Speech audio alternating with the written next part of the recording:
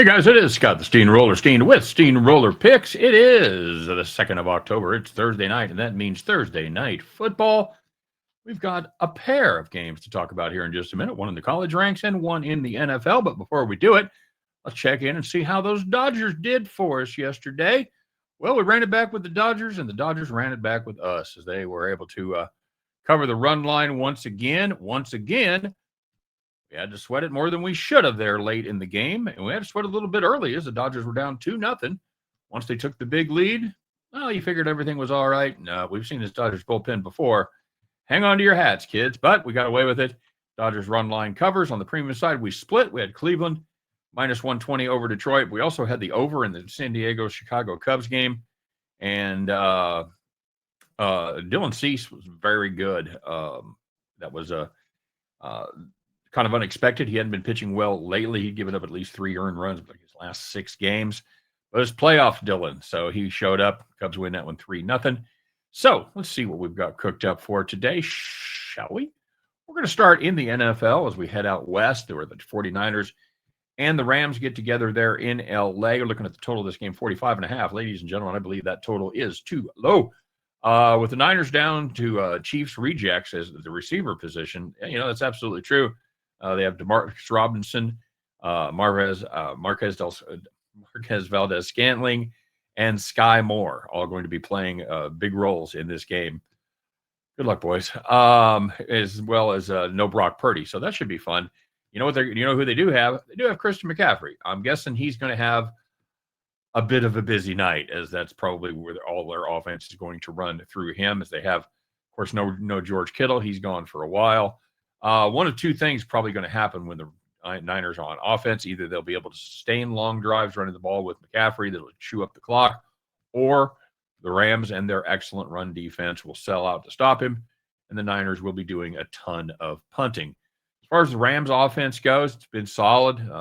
Niners are a little healthier in defense than they are on offense, despite losing Bosa for the season.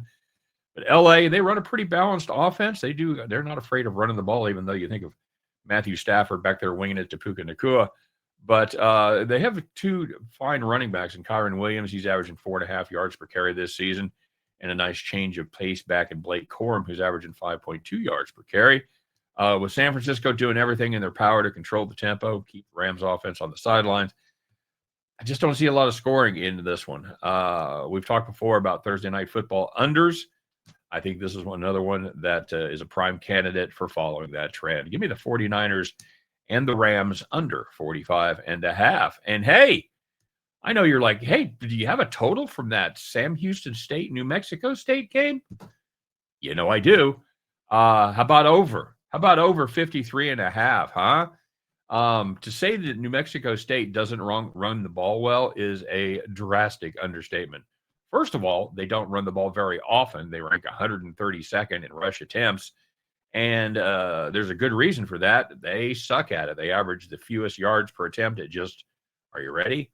1.1 yards per rushing attempt. You put those numbers together, we discover they rush for about 27 yards per game. Yikes. But as you might have guessed, they throw the ball a lot. They rank 12th in the nation in pass attempts.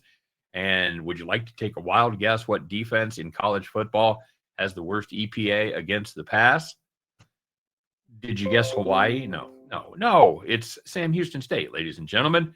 They gave up a 55 to Texas. You know what? No shame in that. It's Texas. But you know where there is shame? Giving up 38 to UNLV and 37 to Hawaii. No excuse for that for any kind of a sentient defense. I think the Aggies set the tone in this one, and the Bearcats will, even though they're not really a pass-first team, I don't think they're going to have much choice. They're going to have to throw the ball in order to keep up. Give me the Sam Houston State Bearcats and the New Mexico State Aggies over 53.5. And at the end of those 2 games, you guys can join me as we pick apart winning tickets and head back to the window. All right, guys, thank you very much for watching. I am glad that you found us.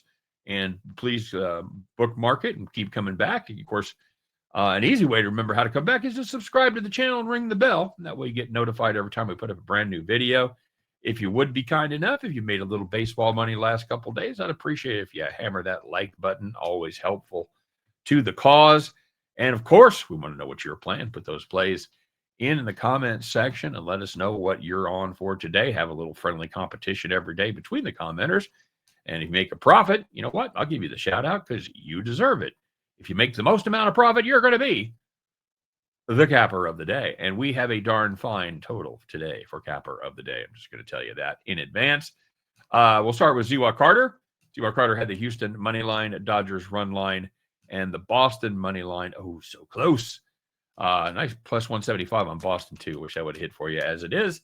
That's 2-1 plus 100 for Ziwa Carter.